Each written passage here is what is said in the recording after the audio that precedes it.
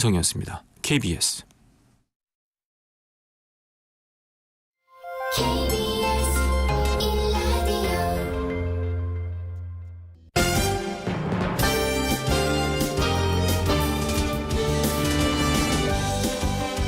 KBS 1라디오 신성원의 오늘 세계는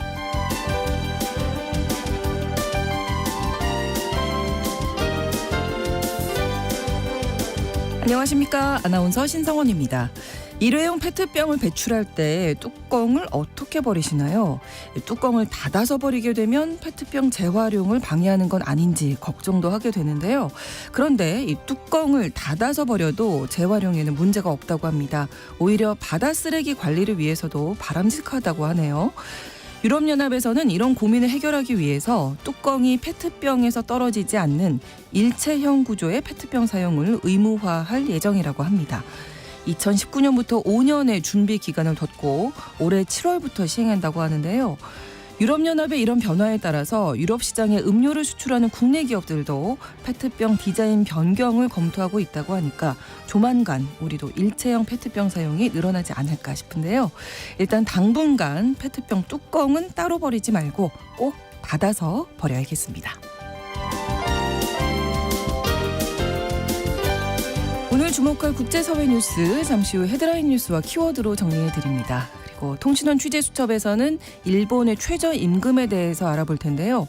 일본은 지자체별로 최저임금이 다르고 또 비정규직과 정규직 사이의 임금 차이가 커서 개선책을 모색하고 있다고 하는데 어떤 내용인지 살펴보겠습니다. 그리고 글로벌 이슈에서는 구정은의 수상한 GPS로 함께합니다. 오늘은 또 어떤 지역에 관한 이야기로 준비했는지 관심 갖고 끝까지 들어주세요. 3월 13일 수요일 KBS 1라디오 신성원의 오늘 세계는 시작하겠습니다.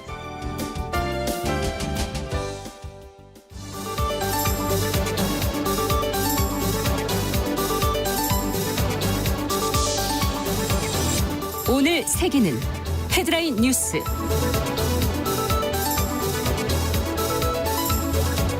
이스라엘군과 레바논 무장정파 헤즈볼라가 라마단이 시작된 이후 이틀 연속 무력 충돌하면서 전면전에 대한 우려가 커지고 있습니다. 이스라엘군은 헤즈볼라가 12일 로켓 100여 발을 북부 국경지대에 발사했다고 밝혔는데요. 가자지구 전쟁 이후 헤즈볼라가 한꺼번에 100발 이상의 로켓 공격을 가한 건 이번이 처음입니다. 이후 이스라엘군이 레바논 북동부에 있는 헤즈볼라 군 기지에 보복 공습을 가했는데요. 이스라엘은 전날 밤에도 헤즈볼라의 무인기 공격을 받자 전투기로 헤즈볼라의 방공부대 시설을 타격했었습니다. 지난달 미국 소비자 물가가 3.2% 올랐습니다. 전문가들 예상보다도 0.1%포인트 높은 수치인데요. 주거 비용이 계속 높고 서비스 물가도 잡히지 않는 게 가장 큰 영향을 미쳤습니다. 그래도 전문가들은 6월엔 연준이 금리를 내릴 것으로 보고 있는데요. 금리를 내리지 않다가 경기가 꺾이는 위험을 감수하진 않을 것이란 점을 이유로 들고 있습니다. 무정부 상태인 IT에서 현재의 총리 체제를 대체할 과도위원회가 구성될 전망입니다. 앞서 11일 중남미 국가협의체인 카리브 공동체 카리콤과 블링컨 미국 국무장관이 긴급 회동을 갖고 앙리 총리의 사임을 발표했었는데요. 미 국무부는 앞으로 24시간에서 48시간 안에 과도위원회를 구성하고 이후 IT 임시 총리를 임명하는 조처가 진행될 것이라고 밝혔습니다. 한편 IT갱 단원들도 과도위원회에 참여하길 원하고 있다고 AP통신이 보도했습니다. 올해 전 세계 주요 40여 개국에서 선거가 치러지는 가운데 구글이 인공지능 챗봇 제미나이에 답변을 요구할 수 있는 선거 관련 질문을 제한하기로 했습니다. 구글은 중요한 문제에 대한 경계심을 높이기 위해 제한 조치를 시작했다고 밝혔는데요. 이미 인도에선 시행에 들어갔습니다. 인도는 다음 달부터 유권자가 10억 명에 달하는 세계 최대 규모의 총선이 실시될 예정입니다. 영국 정부가 교도소가 부족한 문제를 해결하기 위해 일부 수감자를 최장 2달까지 조기 석방할 계획입니다. 현재 영국의 수감자는 88,220명으로 적정 수준인 79,500명을 이미 넘어섰고 1년 뒤엔 9만 4,400명으로 늘어날 것으로 예상되고 있는데요. 이번 조기 석방 대상에 강력범은 포함되지 않습니다. 하지만 이 조치가 대중의 안전을 해치고 범죄 피해자들을 위험에 빠뜨린다는 비판도 나오고 있습니다. 오늘의 헤드라인 뉴스 외신캐스터 전주현 씨가 전해주셨습니다. 그리고 함께 주목할 만한 국제사회 뉴스를 이번에는 키워드로 정리해서 전해드릴 텐데요.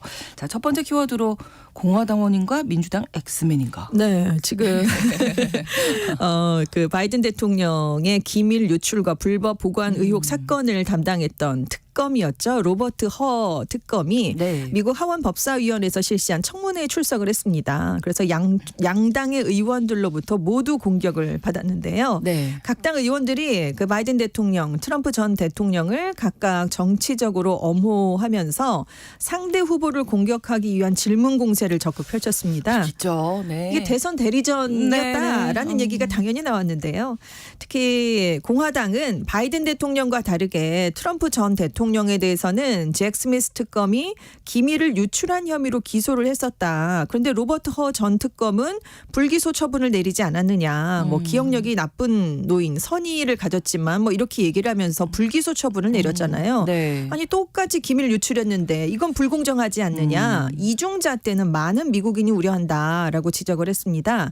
그러니까 허 특검이 트럼프 전 대통령은 기밀 문서를 반환해서 불기소 결정을 내릴 기회를 여러 번 가졌는데도 몇 달이나 문서를 돌려주는 걸 거부했다. 심지어 다른 사람들을 동원해서 사법 방해를 했는데 이 혐의가 입증된다면 이건 바이든 대통령과 다르게 굉장히 위중한 것이다라고 반박을 했습니다. 네.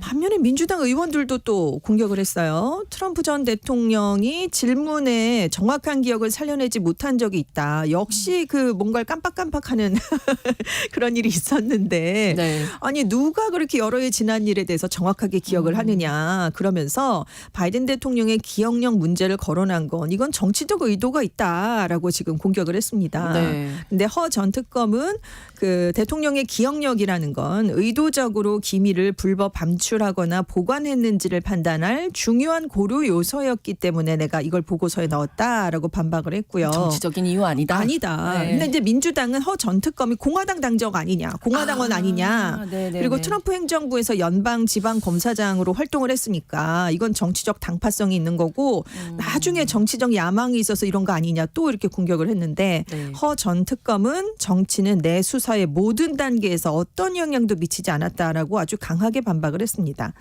한편 이번 청문회에서 이 특검의 조사 내용을 담은 5시간 분량의 녹취록이 전면 공개가 됐거든요. 네. 이 내용을 봤더니 실제로 바이든 대통령이 장남이 사망했던 날짜를 뭐 약간 헛갈리는 그런 정황이 담겼긴 했지만 전반적인 진술은 명확했던 것으로 나타났습니다. 네, 아무튼 이제 대선을 앞두고 있기 네. 때문에 네. 여러 가지 이야기들이 나오고 있는 것 같습니다. 그렇습니다. 자, 두 번째 키워드로는 정말 속이 훤히 보인다. 네, 보이면 안 되는 게 보이고 있어요. 예. 투표함이 보이고 있습니다. 이건 진짜 안 되는 건데요. 안 되는 거잖아요. 러시아가 이제 15일에서 17일까지 대선을 앞두고 있는데요. 그렇죠. 그걸 앞두고 2022년에 강제 합병한 우크라이나 점령지 내고, 그러니까 뭐 도네츠크, 루안스크 이런 곳들이 있잖아요. 네네. 이 지역에서 10일에 사전 투표를 진행했습니다. 네. 그리고 우크라이나와 전쟁을 치르는 일부 최전방에서 군인을 대상으로 사전 투표를 또 하고 있어요. 그래서 지금 한 141만여 명이 참여를 했는데 독립 언론인 모스크바 타임스가 이제 그 기사를 내놨는데 이 점령지의 주민들이요 무장 군인이 감시하는 아래에 투명한 투표함에 네. 투표 용지를 접지 않은 채 넣어야 되는 것으로 알려졌습니다. 세 가지 문제가 있는데 무장군의 감시 아래 네. 투명 투표함이고 접지 않고 네. 그러니까 그거 누가 다 보이게 네, 그 누구한테 투표했는지 다 보이라는 거잖아요. 심지어 군인들이 선거관리 요원들하고 가정을 방문해서 직접 걷어가는 일도 있다고 합니다. 그러면 뒤돌아서서 볼 수 있어요. 그렇습니다. 얼마든지 펴볼 수가 있었죠. 이게 사실은 선거의 기본 원칙이 비밀 투표인데 네네. 이게 지켜지지 않고 공개 투표가 되고 있는 셈이에요. 그러니까 이거 얼마든지 결과를 조작할 수도 있지 않겠느냐라는 얘기가 당연히 나오고 있는데요. 그렇죠. 미국의 싱크탱크인 전쟁연구소는 크렘린궁이 임명한 관리들을 매체들은 대대적으로 조작에 나설 의도가 농후하다. 러시아의 우크라이나 점령을 합리화하려면 아마 크렘린궁으로서는 높은 득표율이 필요하지 않겠느냐라는 얘기를 지금 내놓고 있어요. 네. 실제로 러시아 정부가 투표를 독려하고 있습니다. 그래서 최초로 전자투표를 이번에 도입했거든요. 네. 근데 이게 또 투표 과정의 투명성을 저해하고 투표 조작 위험을 러시아에서는 키울 수 있다라는 비판을 지금 야당 측에선 내놓고 있고요. 네. 투표를 독려하려고 선거 기간도 원래 하루여야 되는데 사흘이 됐어요. 그래서 원래 그렇게 하나 저는 이제 소식 아닙니다. 전해드리면서 네, 러시아 대선에서 사흘 동안 이렇게 투표가 이루어지는 건 이번이 처음이에요. 그래요? 네, 그렇습니다. 특히 젊은 층 사이에서 정치에 대한 환멸이 높은 지역에서 이런 노력들이 더 펼쳐지고 있는데요. 지금 마지막 여론조사처럼 득표율이 80%를 넘으면 이제 사상 최고의 득표율이 되는데 우크라이나 전쟁 상황이니까 득표율이 높을수록 정당성을 이제 입증을 받게 되니까 네. 이게 크렘린궁으로서는 굉장히 중요해지게 됐습니다. 네, 득표율 80%도 대단한 기록이잖아요. 네. 어떻게 보면. 지금 지난번 대선이 역대 최고인 76.7%였기 때문에 이거를 뛰어넘어서 앞자리를 바꾸는 게 지금 크렘린궁의 목표입니다. 그래서 이런저런 이야기들이 네. 또 나오고 있네요. 자, 세 번째 키워드로 넘어갑니다. 빨강만큼 강렬한 분홍. 네, 중국의 애국주의 물결이 또 일고 있는데요. 그래서 예전에 문화혁명 당시에 홍위병들이 있었잖아요. 네, 네. 근데 지금은 애국주의 물결을 일컫는 걸 소분홍이라고 하는데 그래서 그때만큼 강력한 애국주의 운동이 일고 있다라는 얘기가 있습니다. 네. 일단 대상이 된 게 국민 생수로 불리면서 사랑을 많이 받았던 농푸산 취안이에요. 네. 불매 운동이 정말 거세게 펼쳐지고 있는데 네. 지금 영상들이 소셜 미디어에 많이 올라오는데요. 아예 변기에 이 새 제품물을 다 버리는 그런 영상들이 있고 제품을 판매하지 않겠다라고 밝힌 가게도 있고 네. 이 생수 회사가 그 냉장고를 기증을 했거든요. 그 판매 네. 회사들의 그 네, 네. 냉장고를 넘어뜨리는 모습 뭐 이런 것들이 지금 이어지고 있습니다. 무슨 일이 있었길래요? 그 친일 논란이 일었기 때문이에요. 최근에 온라인을 중심으로 이 음료수 포장지에 네. 일본 사원이나 사찰의 그림이 들어가 있다. 이건 친일적인 것이다라는 의혹이 빠르게 확산이 됐습니다. 그리고 페트병 뚜껑이 빨간색이거든요. 그게 특징이에요. 이건 일장기의 그 모습이 아니냐라는 주장까지 나오고 있는 겁니다. 근데 사실 이 중산산 회장이요. 자수성가해서 서민 갑부신화의 주인공으로 꼽히는 인물이거든요. 그렇군요. 3년 연속 중국 내 자산 1위를 지키고 있는 인물입니다. 그런데 이 중 회장이 지난달에 이제 와하하 그룹 회장이 세상을 떠났는데 그 회장 밑에 있다가 젊은 시절에 배신한 적이 있다라는 소문이 퍼지게 된 거예요. 그 이후에 여론이 나빠졌고 심지어 아들이 미국 국적인 게 밝혀졌습니다. 네. 그래서 이 반민족자라는 얘기하에 지금 불매 운동이 아주 빠르게 지금 거세게 불고 있는데요. 그래서 서방 매체들은 중국 정부가 이 극단적인 애국주의인 샤오 펀홍의 선동 활동을 방관하고 있는 게 아니냐라고 지적을 하고 있어요. 그러니까 과도한 애국심에 사로잡힌 중국인들이 정부나 공산당이 아니라 외국과 기업의 분노를 쏟아내게 만들어서 권력을 다지고 있다라는 얘기입니다. 네. 하지만 중국 안에서도 우려하는 목소리가 나오고 있어요. 중국의 대표적인 소비재 기업인데 이렇게 네. 구매력을 떨어뜨리면 지금 내수를 회복시켜야 되는데 악영향을 미칠 수 있기 경기 때문입니다. 상황이 매우 안 좋거든요. 그렇습니다. 중국이. 네. 내수를 살려야 되는 입장에 불을 맞아요. 꺼트리는 거거든요. 그래서 지금 관영 매체들까지 나서서 냉정함을 유지해야 된다. 이런 보도를 내놓고 이 그룹은 공격보다는 칭찬을 받을 게 많은 기업이다. 이렇게 얘기를 하고 있어요. 네. 근데 지금 애국주의 운동의 타겟이 되는 건 농푸산 취안 말고도요. 중국의 첫 번째 노벨 문학상 수상자인 모옌도 대상이 되고 있습니다. 붉은 수수밭을 네, 네. 쓴 인물이에요. 그렇죠. 그런데 일본군과 싸우려 하지 않는 공산군이 등장을 한다. 일본군 일부를 잘생겼다고 묘사했다. 이건 침략자를 비유한 게 아니냐 이런 비난을 지금 굉장히 또 받고 있습니다. 네. 그래서 홍콩 사우스차이나 모닝포스트는 중국의 소셜미디어가 서구적인 가치를 공격하는 민족주의로 가득 차 있다는 걸 보여주는 사건이다. 이런 보도를 내놨고요. 그래서 이 현상이 그 지식인이나 예술가들이 홍위병들에게 망신을 당했던 문화 대혁명의 망령을 떠올리게 한다라는 지적도 나오고 있고 그래서 지금 전문가들은 수년에 걸쳐서 우리 중국 사회가 점점 더 편협해지고 금기로 가득 차게 됐다라는 비판을 내놓고 있습니다. 네, 지금 중국의 분위기를 이제 네, 읽을 수 엿볼 수 있는 있죠. 대목인데요. 좀 냉정함을 되찾아야 네, 네. 한다는 그 신문 기사가 좀 맞는 것 같기도 하고요. 네. 예. 자, 네 번째 키워드로는 이제는 K 산후조리원이다. 네, 미국에서 산후조리원. 네, 산후조리원이 큰 인기를 끌고 있다고 블룸버그가 그렇군요. 보도를 했습니다. 그 제목이 이래요. 미국의 부유한 부모들을 끌어들이는 럭셔리 산후조리원인데요.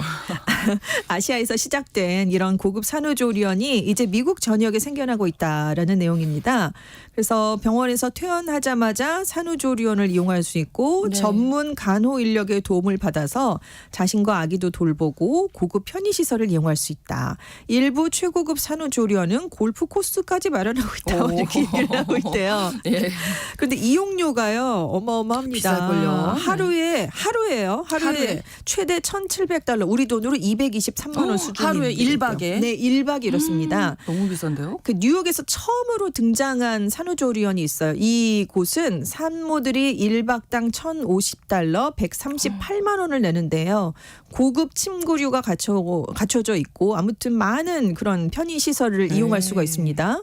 버지니아, 캘리포니아에서도 1박에 우리 돈으로 137만 원에서 216만 원 수준의 최고급 산후조리원들이 잇따라 등장을 하고 있는데요. 네. 15일에 오픈을 앞둔 한 산후조리원이 오픈하기도 전에 대기자 명단에 4,000명이 올랐다고 합니다. 그러니까 인기가 있다는 기다리는 얘기죠. 산모들이 많으시군요. 그렇습니다. 네. 아까 처음으로 뉴욕에서 문을 연 산후조리원은 지난해보다 그 이용하는 사람들이 48% 늘면서 수익이 2022년 이후에 2배나 많아졌다고 해요. 네. 근데 미국에서 왜 이런 산후조리원이 인기를 끌고 있느냐? 돌봄 지원 서비스가 부족하기 때문이다라는 얘기가 있는데요. 네. 미국은 산후관리에 대한 인식이 부족하기로 유명합니다. 그렇죠. 그래서 블룸버그 네. 통신은 대다수 미국 산모들은 병원에서 출산하면 바로 집으로 가야 한다.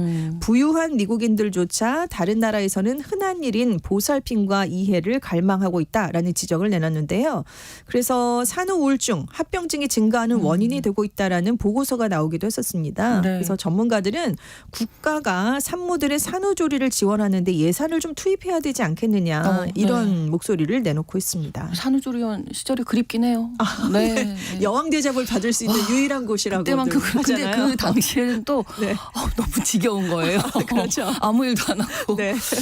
그립습니다. 네. 네. 근데 너무 아무튼, 비싼 게 좀 네, 너무 너무 비싸. 고액입니다. 1박에 뭐 네. 100만 원, 200만 원은 네. 뭐 부덜덜하죠. 네. 그렇습니다. 자, 다섯 번째 이야기는 혹 때려다 혹 붙였다. 네, 케이트 미들턴 영국 왕세자빈 얘긴데요. 아, 네네. 1월 16일에 복부 수술을 받은 다음에 공개석상은 물론이고 사적으로도 전혀 모습을 맞아요. 드러내지 않고 있어요. 그래서 건강 이상설이 커지니까 예. 이걸 무마하려고 잘 지내고 있다라는 뜻으로 사진을 한 장 공개했는데 네. 사진 조작 논란이 더 커졌습니다. 이 켄싱턴 궁이 전날 그 10일에 어머니의 날을 맞아서 SNS에 이제 공식 계정에 올린 겁니다. 네. 왕세자 빈이 자녀 3명하고 환하게 웃고 있는 사진이었어요. 네, 네. 이 사진을 최근에 윌리엄 왕세자가 찍었다라고 설명까지 달았거든요. 그런데 그 이후에 이거 여러 부분이 좀 이상한 부분들이, 이상하다. 예, 이 샬럿 공주의 소매 일부가 좀 지워졌고 치마 가장자리 정렬도 어긋났고 왕세자빈의 옷 지퍼가 아주 이상합니다. 그리고 이제 배경에 나뭇잎이 굉장히 푸르르게 우거져 있는데 아직 푸르를 때는 아니잖아요. 네. 이번에 찍은 게 맞느냐 이렇게 의문이 증폭이 된 거예요. 결국 AP, AFP 통신, 로이터 이렇게 세 개 주요 통신사들이 잇따라서 이 사진은 포토샵으로 수정이 된 것이다. 우리 회사의 기준에 맞지 않으니까 우리 회사의 사이트에서 내리겠다라면서 철회를 했습니다. 네. 그러니까 논란이 엄청 커졌어요. 그러니까 다시 이 왕실이 공식 SNS 계정에 왕세자 부인의 명의로 많은 아마추어 사진가처럼 나도 때때로 편집을 실험해 본다. 가족 사진이 일으킨 혼란에 사과를 하고 싶다라는 글을 올렸습니다. 인정을 한 거네요. 네, 그렇습니다. 그래서 영국 왕실 소식통도 왕세자빈이 어머니의 날을 맞아서 비공식적인 가족 사진을 올리고 싶어서 살짝 손봤다라고 시인을 하기도 했습니다. 하지만 영국 언론들은 여론이 안 좋아서 왕세자빈의 사진을 무리하게 왕실이 냈다가 오히려 역효과만 났다라는 지적을 내놓고 있는데요. 그러네요. 네. 이 사진 역풍이 또 너무 커지니까 결국 왕실이 또 사진을 하나 내놨습니다. 아, 또 올렸어요. 네. 왕세자 부부가 승용차 뒷좌석에 탑승해서 어딘가 이동하는 사진을 공개했는데 데일리 메일이 이 사진을 실으면서 왕세자 부부가 영연방 기념 예배를 위해서 웨스트민스터 사원으로 향하는 모습이다라고 지금 보도를 내놨어요. 네. 왕세자빈이 외부 일정을 갖는 모습이 노출된 건 1월 이후 2달여 만인데 그래서 이 사진을 찾아봤더니 역시나 얼굴이 명확하게 앞모습에서 잡힌 건 아니고요. 차 옆에서 찍었는데 그 왕세자 쪽에서 찍어서 그 옆에 앉아 잘 안 있는 보이는군요. 왕세자빈이 또 얼굴을 돌리고 있었거든요. 아. 그 얼굴이 정확하게 드러나진 않았습니다. 아까 중국 소식 전해주신 소문이라고 하셨잖아요. 네네. 근데 이제 소문을 낳거든요. 그렇죠. 이렇게 명확하게 내놓지 네. 않으면 그러니까요. 이것도 또 애매한데요. 네, 그러니까 과연 건강한 건지 아닌지 이게 또 지금 논란이 일 것 같습니다. 그렇습니다. 자, 다음 이야기는 차별인 듯 차별 아닌 차별 같은 느낌이라고 하셨는데 네. 지금 아카데미 시상식 때문에 그렇습니다. 인종차별 논란이 계속 수그러들지 않고 있기 그러게요. 때문인데요. 네. 월요일에 있었잖아요, 우리 시간에. 네네. 근데 이제 여우주연상을 받은 에마 스톤, 남우주연상을 받은 로버트 다우니 주니어에 대한 얘기입니다. 자, 이날 여우주연상 시상이 있었을 때 에마 스톤이 전년도 수상자였던 중국계 말레이시아 배우인 양자경으로부터 트로피를 받았어야 됩니다. 그렇죠. 네, 근데 트로피를 바로 받지 않고요. 옆에 있던 제니퍼 로렌스 손에 가져다 준 뒤에 로렌스가 넘겨주는 방식으로 트로피를 결국 받았거든요. 오. 그러니까 이게 양자경이 아니라 제니퍼한테 트로피를 받고 싶다라는 뜻으로도 보일 수가 있는 장면이었어요. 그러니까 이렇게 로렌스가 이런 행동을 취하니까 그 제니퍼 로렌스 옆에 셸리 필드라는 원로 배우가 있었습니다. 네. 이 제니퍼 로렌스를 좀 붙잡으면서 말리는 것 같은 모습이 또 포착이 됐어요. 근데 결국 트로피는 이렇게 수상이 됐고 제니퍼 로렌스랑 먼저 포옹을 한 뒤에 그 옆에 있던 셀리 필드랑 또 포옹을 하고 양자경을 건너뛰었어요. 옆에 있던 또 다른 백인 배우랑 인사를 나눈 뒤에 마지막으로 양자경에게 돌아와서 짧게 악수만 하고 여기는 포옹을 안 했어요. 그리고 수상 소감을 말하러 갔습니다. 애매하죠. 네. 네. 근데 남우주연상이 있었을 때도 로버트 다우니 주니어가 무대에 올랐는데 역시 전년도 수상자는 베트남계 배우인 키호이 콴이었습니다. 그렇죠. 그럼 눈을 마주치고 되게 고맙다라면서 이제 트로피를 받아가는 받고 게 악수하고 네, 관행인데 네. 얼굴은 하나도 안 바라보고 트로피만 쓱 가져갔어요. 그래서 사실 트로피를 넘겨주고 키오이 콴이 악수를 하려고 손을 내밀었었는데 머쓱하게 다시 가져가는 모습이 포착이 됐습니다. 네. 그런데 이제 이러고 바로 수상 소감을 했으면 괜찮았을 텐데 로버트 다우니 주니어가 무대에 있던 다른 백인 배우 2명과는 주먹 인사를 굉장히 다가가서 나눴습니다. 예. 그래서 그 옆에 있던 키호이 콴이 또다시 손을 내밀었는데 거기는 또 생략하는 그런 모습이 펼쳐진 거예요. 그래서 이건 의도적으로 무시한 게 아니냐. 그래서 이게 소셜미디어를 통해 확산을 하면서 네. 이 행동은 전형적인 마이크로 어그레션이다라는 비판이 쏟아졌는데 네. 이게 아주 작다라는 뜻의 마이크로 공격이라는 뜻의 어그레션이 합성된 거거든요. 그래서 네. 이건 그 아시아계를 의도적으로 무시한 행동이다. 이런 아니라고는 얘기가. 하겠지만. 아니라고는 하겠지만 네, 그런 얘기가 나오고 있습니다. 네, 오늘의 헤드라인 뉴스와 키워드 외신캐스터 전주현 씨와 함께했습니다. 고맙습니다. 네, 감사합니다. KBS 일라디오 신성원의 오늘 세계는 1부 마무리합니다. 11시 30분부터 일부 지역에서 해당 지역 방송 보내드리고요. 음악은 조 카커와 제니퍼 원스가 함께 부른 Up Where We Belong 오랜만에 함께 듣겠습니다.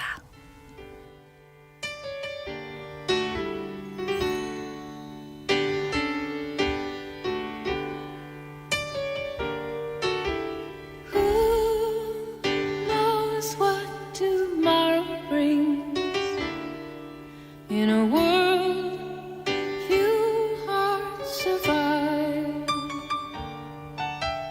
All I know is the way I feel. When it's real, I keep it alive.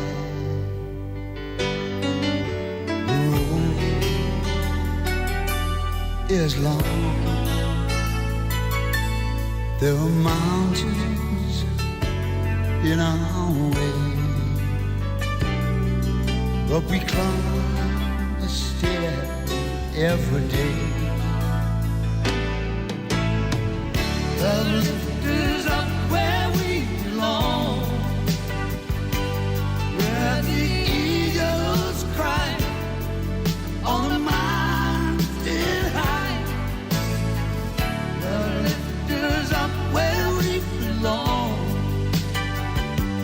up from the world below, up where the clear winds blow.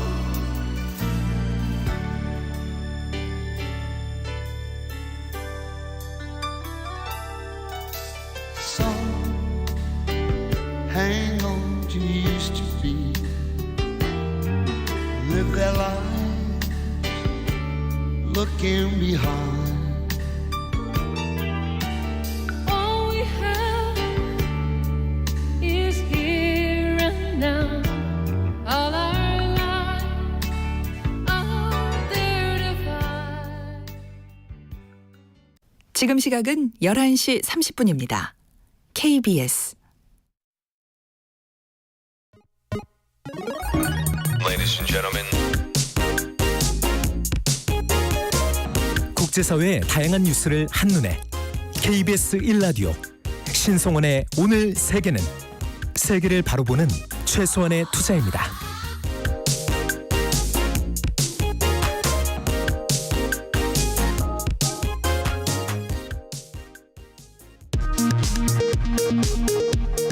이 시각 라디오 정보센터 뉴스입니다.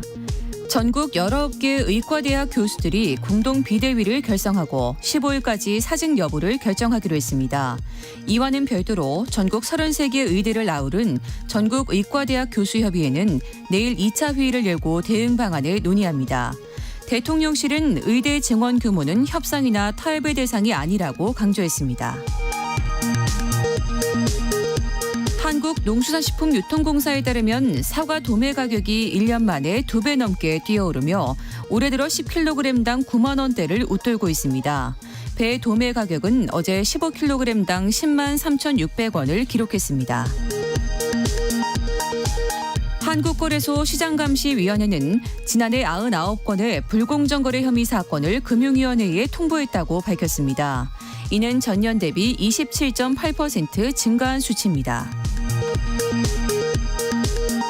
밤사이 서울 지하철 1호선 전동차에서 화재가 잇따라 승객들이 긴급 대피했습니다. 오늘 새벽 0시 50분쯤 인천역에 정차해 있던 전동차 2대에서 불이 나 약 1시간 30분 만에 진화됐습니다. 새벽 1시쯤에는 도원역으로 들어오던 전동차에서 불이 나 약 1시간 10분 만에 꺼졌습니다. 서울 지하철 4호선 해화역에서 시위를 벌이다 체포된 이형숙 서울장애인차별철폐연대 공동대표에 대해 경찰이 구속영장을 신청했습니다. 유치원 교사가 문을 닫다 원생의 손이 껴 크게 다친 사건과 관련해 경찰이 교사를 아동학대 혐의 등으로 검찰에 넘겼습니다. 해당 교사는 일부러 문을 닫은 것이 아니라며 혐의를 일부 부인한 것으로 알려졌습니다. 각종 피싱 범죄를 통해 9억여 원을 가로챈 혐의로 중국 피싱 조직의 50대 한국인 남성 총책이 2년 반 만에 경찰에 검거돼 구속 송치됐습니다. 지금까지 라디오 정보센터 뉴스 정한나였습니다.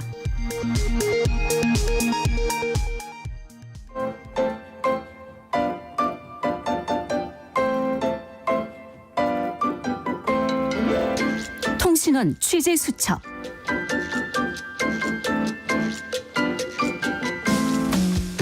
통신원 취재 수첩, 오늘은 일본의 최저임금 어떻게 되는지 알아보도록 하겠습니다. 일본 도쿄 김민정 통신원 만나봅니다. 안녕하세요.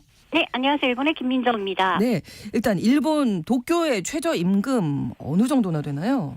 네, 일본의 경우에는 각 지자체마다 최저임금이 약간 차이가 나는데요. 네. 도쿄의 현재 최저임금은 1시간에 1,113엔입니다. 네. 수도권의 경우에는 모두 1,000엔이 넘고 도쿄가 가장 높고요. 다만 지방으로 가면 이제 조금씩 낮아지는데 홋카이도가 960엔, 아키타가 897엔, 가장 낮은 지역이 이제 오키나와 도쿠시마 이렇게 섬인데요. 네. 이런 곳들은 896엔이고 여기보다 더 낮은 곳이 동일본 대지진 피해진 이와테현 이 893엔이라고 합니다. 네. 하지만 일단 전국 평균은 후생 노동성 조사로 1,004엔이라고 하는데 일본의 경우에는 하루 8시간씩 주 5회 일하는 것을 기준으로 하고 있기 때문에 이 최저임금으로 한 달을 일하면 약 16만 엔을 벌 수 있습니다. 우리 돈으로 하면 이제 150만 원 정도 되는 돈인데요. 네. 하지만 이것으로서는 생활이 굉장히 어려운데 문제는 정직원이 되면 사회보장 등 문제가 없지만 최저임금으로 일하는 비정규직이 매년 증가하고 있다는 것이 일본에서 큰 사회 문제가 되고 있습니다.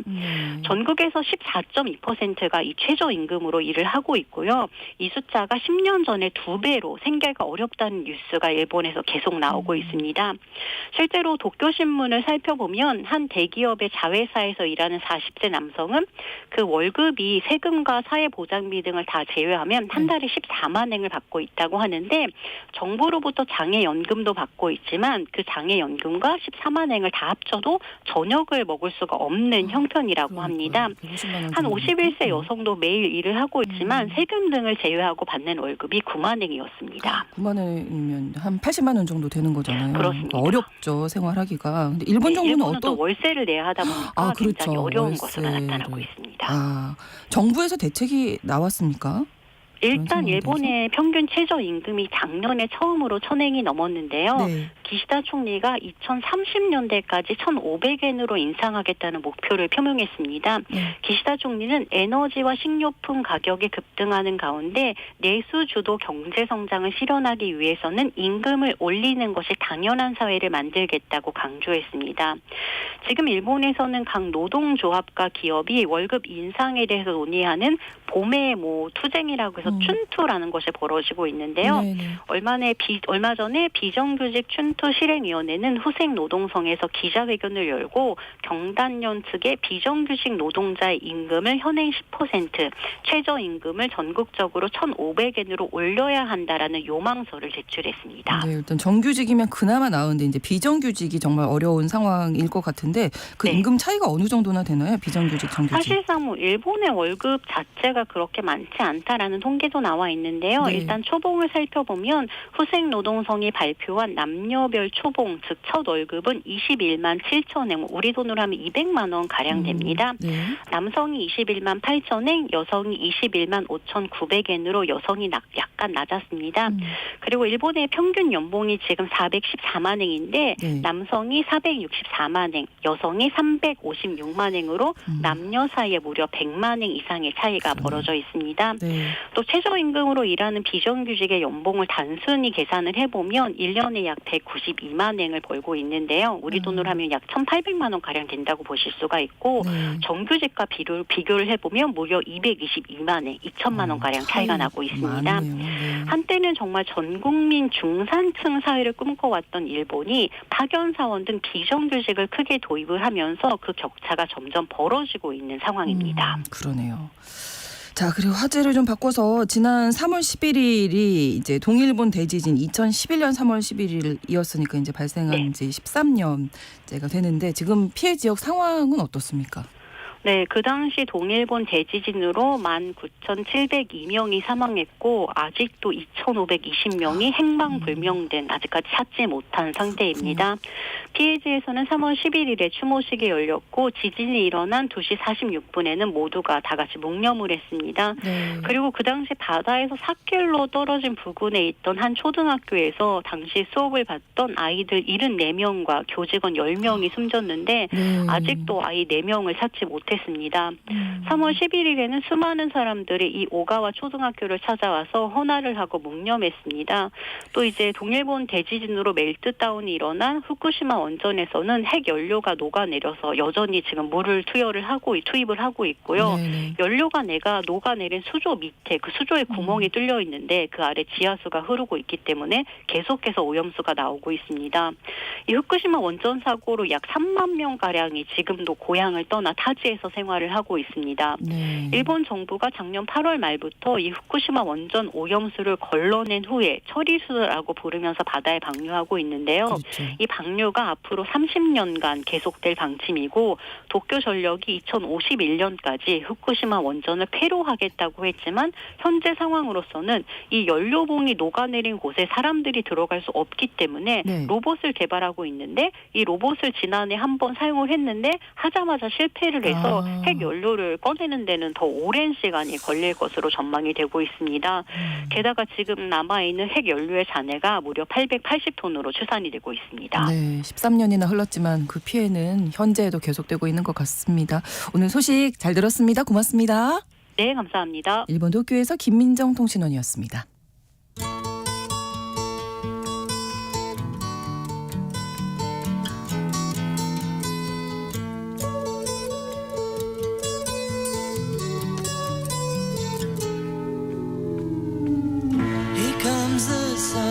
넓은 지구촌의 한 지역이나 장소를 중심으로 우리가 주목해야 할 이야기 전해드리는 시간 글로벌 이슈 구정은의 수상한 GPS입니다. 오늘도 구정은 국제전문기자와 함께하겠습니다. 어서 오세요. 안녕하세요. 자, 오늘은 이 유럽의 북쪽 끝마을 북극에 아주 가까운 그 마을을 보신다고요? 알려주신다고요? 네. 네, 저도 언제 한번 그런데 참 가봤으면 좋겠는데. 네. 저도요. 네.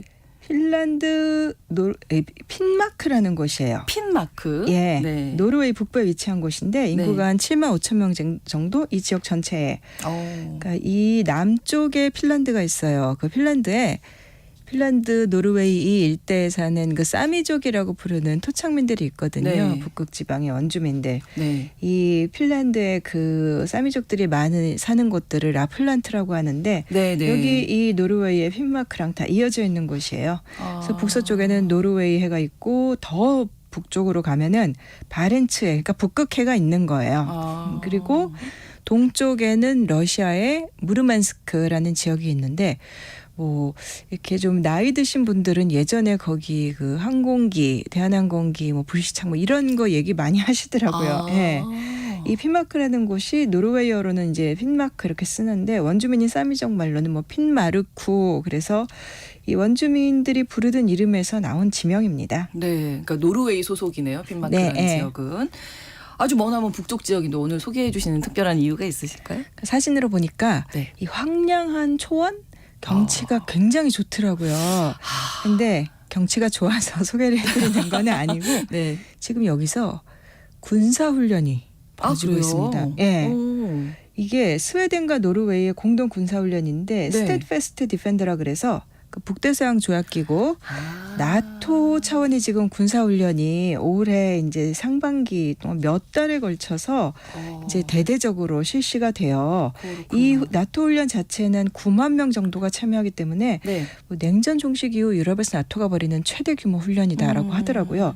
근데 이 핀마크에서의 훈련도 그 일환으로 실시가 되고 있는 거고 네. 이게 컨셉이 뭐냐면 이제 나토 동맹, 그러니까 군사 동맹이잖아요. 한 그렇죠. 나라가 공격을 받으면 다 같이 예, 이제 이제 그래서 지원해 누군가가 주는 거죠. 공격을 받았다라고 상정을 하고 네. 이제 그걸 지원하기 위해서 이제 동맹국들이 병력과 장비를 신속하게 대규모로 이동시키는 훈련이고 그 첫 단계가 이 핀마크에서 벌어지고 있는 건데 네. 이게 러시아 국경에서 한 200km, 그러니까 멀지 않아요. 그래서 군사훈련 시나리오에 따르면은 핀마크가 오카수스라는 가상의 적에 의해 이제 침공을 당했다.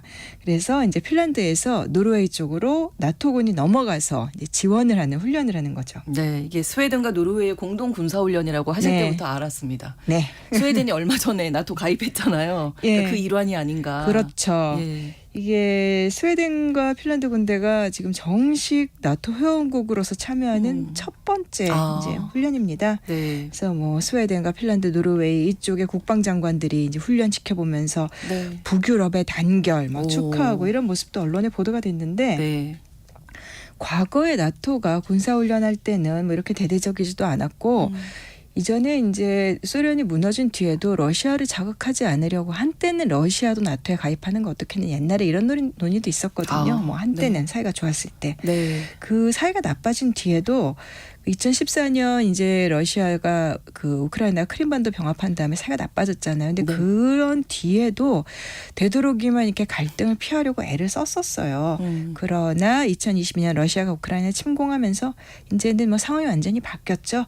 그래서 이번 훈련은 뭐 명확하게 러시아의 위협을 염두에 두고서 이제 벌어지고 있습니다. 오카수스라는 가상의 적이 러시아가 아닐까. 예, 뭐 누가 봐도. 네. 예. 그렇습니다. 이 스웨덴이 러시아 국경 근처에서 정찰 비행한다면서요? 스웨덴이 나토에 공식적으로 합류한 게 3월 7일입니다. 지난주였죠. 예. 네. 그리고 9일에 러시아 국경 근처에서 처음으로 정찰 비행을 했습니다. 네. 2번 비행을 했는데 이 리투아니아하고 폴란드, 리투아니아는 이제 흔히 말하는 발트 국가인데 발트의 주변에 그 리투아니아하고 폴란드 사이에 칼리닝그라드라는 곳이 있어요. 네. 옛날에 뭐 독일식으로 퀘니스베르크 그래서 뭐 칸트의 고향이다 막 그랬는데 이 칼리닝그라드라는 데가 러시아하고는 떨어져 있습니다. 그러니까 폴란드와 리투아니아 사이에 있는 거고 리투아니아를 지나야지만 러시아가 있거든요. 근데 러시아와 떨어져 있는 곳이지만 러시아 영토에서 이런 곳들을 역외 영토다라고 불러요. 이제 보트에 붙어 있지 않은. 근데 여기서 이제 스웨덴의 그 걸프 스트림 정찰기가 이제 칼리닝그라드 그다음에 또 러시아랑 지난 벨라루스하고 인접한 이제 영공 안 넘어가고 주로 폴란드 상공에서 이제 비행을 하면서 이제 러시아 쪽에 그 신호 정보를 수집했는데 이게 뭐 이제 정보 용어로 이제 시긴트라 그러죠. 신호 정보. 그래서 이 첨단 항공기가 S-102B 콜펜이라는 건데 뭐 레이더라든가 뭐 항법 장치나 무기 시스템의 신호를 수집을 해요. 두 번째 비행이 그거는 발트 상공에서 이제 사브 레이더 항공기로 수행을 했는데 뭐 6,000m 상공에서 최대 뭐 400km까지 떨어져 있는 선박이나 비행기, 미사일을 추적할 수 있다고 합니다. 네, 그러니까 이 말씀 지금 해주셨지만 스웨덴이 뭐 첨단 무기를 갖추고 많이 있는 유명한 나라죠. 네, 군사 강국이기 예. 때문에 나토에 이제 가입이 됐잖아요. 그러면 뭐 아무래도 큰 힘이 되겠네요. 나토는 그래서 계속해서 스웨덴을 그동안 이제 끌어들이려고 해왔으나 안 됐던 건데 이 두 차례 정찰 비행이 스웨덴 말메에 있는 군사기지에서부터 이제 출발했거든요. 근데 스웨덴이 가입하면서 나토의 미사일 사거리가 이제 공식적으로 확장된 효과가 있죠. 그러네요. 예, 근데 군사 전문가들 분석으로는 뭐 칼리닝그라드는 사실 스웨덴에서 해협만 건너면 바로 앞에 있는 곳이지만 거기는 물론이고 러시아의 이제 주요 도시인 상트페테르부르크까지도 스웨덴이 가입하면서 이제 나토 미사일의 사거리 안에 들어올 수 있게 됐다. 뭐 이런 분석도 나오더라고요. 뭐 여차하면은 나토에 속한 러시아가 위협하면은 스웨덴군이 실시간으로 위협에 대응할 수 있게 된 거고. 스웨덴 국방대학 연구원이 외국의 언론들하고 인터뷰한 거 보니까 이제 나토의 병력과 군사력을 이제 스웨덴의 기지가 이제 나토군의 기지가 되는 거잖아요. 그렇게 되면은 러시아가 직접적으로 스웨덴의 군사기지를 표적으로 삼기는 굉장히 어려운 상황. 그러면서 또 나토 입장에서는 이제 장거리 정밀 발사 능력을 보유하게 되는 거라서 전력 면에서 의미가 크다. 뭐 이렇게 얘기를 했더라고요. 나토 입장에서는 천군만마를 얻은 어떻게 보면 러시아를 위협으로 삼겼을 때는. 근데 그 동안에 스웨덴이 이제 중립국이었잖아요. 나토에 가입하지 않았던 그런 이유는 어떤 게 있을까요? 이 문제를 노르웨이랑 엮어서 봐야 돼요. 그래요? 왜냐면 노르웨이는 나토에 가입이 되어 있습니다. 스웨덴은 가입을 하지 않았었죠. 스웨덴과 핀란드는. 노르웨이가 스웨덴의 지배를 받다가 1905년에 이제 풀려났어요. 그때 뭐 이제 평화적인 이 연합을 해체한다 뭐 이런 방식으로 노르웨이가 독립국이 됐는데 이제 스웨덴은 사실 전통적으로 중립국이었고 뭐 2차 대전 때도 참전하지 않았다라고 하는데 사실 이면이 좀 있어요. 어떤 거냐면 1939년에 소련이 핀란드를 공격을 했어요. 40년에는 독일이 노르웨이를 공격을 했어요. 근데 그때 사실 히틀러의 2차 대전 예역이 이제 공식화된 상태였는데 근데 스웨덴이 늘 경계해왔던 거는 독일이 아니라 러시아였거든요. 그래서 소련이 핀란드인데 소련은 당시에는 이제 2차 대전 때 연합국 편에 섰던 나라잖아요. 근데 소련이 핀란드를 침공했을 때는 중립이라 그러면서 사실은 핀란드를 도왔지만 독일이 노르웨이를 공격했을 때는 스웨덴이 독일하고 굉장히 우호적인 관계였기 때문에 이게 또 다르군요. 우리 중립이다. 이제 그랬던 거예요. 특별히 도와주지 않았어요. 노르웨이를. 근데 그러고 나서 이제 2차 대전은 독일 패배로 끝났죠. 그 다음에 이제 스웨덴 쪽에서는 북유럽 국가들을 이제 나토라든가 이게 아니라 안보동맹으로 묶으려고 했었어요. 근데 이미 전쟁 기간에 앙금이 컸고 그다음에 스웨덴 학자가 어떤 책을 쓴 걸 봤는데 이제 노르웨이는 그래서 스웨덴하고 연합하는 거 안 하겠죠. 제가 노르웨이여도 안 할 것 같아요. 그리고 또 스웨덴은 노르웨이 우리가 지배했던 땅이었는데 그래서 노르웨이를 동등하게 대할 마음이 없었다. 스웨덴은 그랬다라고 하더라고요. 그래서 이제 노르웨이는 나토에 가입이 되고 스웨덴은 가입하지 않았다. 이런 앙금이 좀 있었기 때문에. 근데 이제 노르웨이 입장에서 보면은 러시아를 위협이라고 생각한다면 스웨덴이 어떻게 보면 보호막이기는 해요. 근데 그렇다고 해서 따로 북유럽 안보 동맹 같은 걸 하게 되면은 스웨덴에 휘둘릴 수 있으니까 우리 북유럽 차원으로 안 하겠다. 그래서 이제 덴마크랑 같이 노르웨이는 나토에 가입했던 거고 스웨덴은 가입하지 않은 거고. 그래서 스웨덴 나중에 뭐 자체 핵무장을 한 해 만에 그랬다 결국 내부적으로 이제 핵무장은 하지 말자 이렇게 결론 내렸죠. 유럽연합에는 반대로 스웨덴은 가입을 했는데 또 여기서 노르웨이는 아니 아무튼 둘은 같이 할 수 없나 봐요. 네, 그래서 그것도 처음에 스웨덴이 이 네. 북유럽 차원의 관세 동맹을 하자. 네. 그러다가 이제 스웨덴과 덴마크는 결국은 이제 유럽연합 쪽으로 갔는데 네. 노르웨이 입장에서 보면은 이렇게 같이 자유무역하게 되면은 네. 스웨덴한테는 산업 쪽에서 좀 밀리고 그다음에 노르웨이 주산업인 농업에서는 덴마크. 예. 다 경쟁자요. 예. 예. 그래서 이제 노르웨이는 가입 안 했는데 다만 이제 스웨덴이 나토 회원국은 아니지만 그 사이에서 노르웨이가 네. 나토와 스웨덴 사이의 협력의 고리 역할은 많이 해줬다고 해요. 그렇군요. 자, 그러면 이제 스웨덴과 노르웨이 관계는 알겠고 스웨덴과 러시아 관계는 어땠습니까? 이 러시아를 옛날에 루소 이제 뭐 키예프 루소 뭐 이렇게 어원이 그렇다고 하는데 네. 원래 이게 그 러시아에 정착한 북유럽의 바이킹 지도자를 가리키는 말에서 나왔대요. 러시아라는 말 자체가. 그렇군요. 근데 12세기 이래로 중세 스웨덴과 러시아 사이에 전쟁이 많았습니다.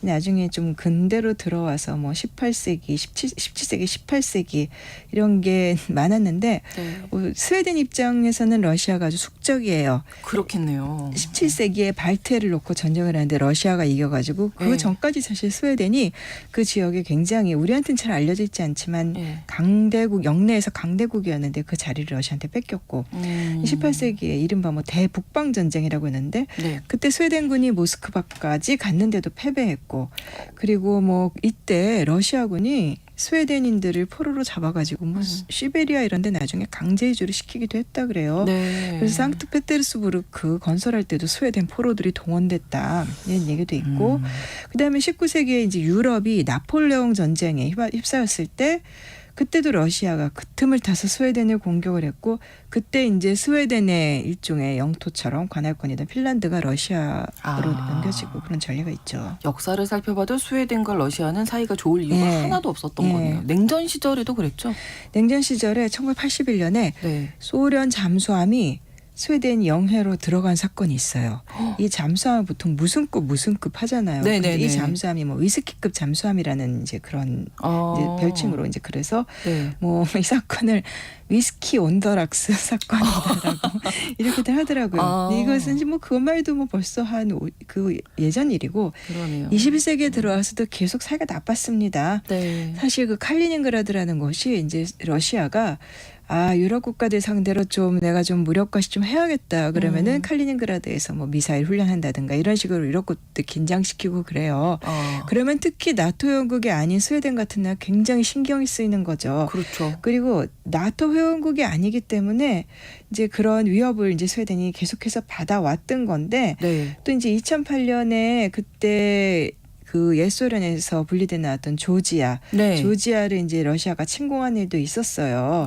근데 이때 그때도 이제 스웨덴이 그거를 강력하게 비난하면서 마찰을 빚었고, 그래서 2009년에 유럽연합하고 러시아가 정상회담을 할 일이 있었는데 그거를 스웨덴 스톡홀름에서 하게 됐거든요. 네. 당시에 러시아 대통령이던 메드베데프가 스웨덴은 중립적인 장소가 아니다. 유럽연합 회원국인데도 한마디로 우리한테 굉장히 적대적인 나라다. 뭐 이런 일도 있었죠. 갈 수 없다. 네. 이렇게 얘기를 했었던 거고 최근 몇 년 사이에는 또 군사적인 마찰도 있었죠. 예, 계속해서 러시아가 조금 뭐 이 유럽연합과 어떤 군사적인 대치를 하려고 그러면 자꾸 스웨덴 영해라든가 스웨덴 영해 바로 인접한 곳까지 잠수함 보내고 그다음에 이제 전투기들 출전시켜서 이렇게 띄워가지고 네. 그 일종의 그 위협 비행을 하게 하고 이런 짓들이 굉장히 많았어요. 이제 그것도 스웨덴 입장에서는 나토 회원국이 아니기 때문에 이제 러시아가 그런 식의 행동을 하는 것으로 이제 비출 수 있었고, 네. 그래서 이제 그 동안의 중립을 많이 지켜왔다가 스웨덴이 이제 그런 과정에서 뭐 이 러시아랑 외교관 서로 맞추방하는 뭐 이런 일도 있었고 그래갖고 긴장이 굉장히 높아져 온 상태였죠. 그래서 이번 전쟁 나기 전에 네. 2020년에도 이 발트에서 러시아가 군사행동 하도 많이 하니까 네. 군사비 지출을 대폭 늘리겠다 이렇게 발표하기도 했습니다. 그렇습니다. 뭐 핀란드도 그렇고 스웨덴이 이제 나토에 들어가게 되면서 러시아가 가만히 있지 않을 것 같아요. 러시아는 당연히 뭐 굉장히 격앙된 반응을 계속해서 보여왔고요. 네. 우크라이나 전쟁 직전에 러시아가 말하는 어쨌건 침공 러시 침공의 이유는 나토 확장이니까 네. 스웨덴 나토 가입하면은 심각한 효과가 있을 거다라고 이미 전쟁하기 전부터 얘기를 했었어요. 이제 다만 스웨덴이나 핀란드를 상대로 이제 도발할 가능성은 낮아요. 그렇지만 이제 푸틴이 이대로 우크라이나에서 끝나겠느냐 이렇게 의심하는 사람들이 많고 그렇군요. 옛 소련에서 독립한 발트해 국가들 리투아니아라든가 뭐 이런 나라들을 네. 상대로 도발하는 일은 있을 수도 있다. 뭐 완전 침공까지 아니어도 그래서 이 나라들이 긴장을 하고 있습니다. 네. 글로벌 이슈 오늘은 구정은의 수상한 GPS로 꾸며드렸는데요. 이 스웨덴 나토 가입 핀마르크 지역 자세하게 또 소개를 해주셨습니다. 구정은 국제전문기자와 함께했습니다. 고맙습니다. 감사합니다. 오늘 방송 마무리하면서 지미 폰타나의 일 몬도 전해드리겠습니다. 신성원의 오늘 세계는 내일 오전 11시 5분에 다시 오겠습니다. 고맙습니다.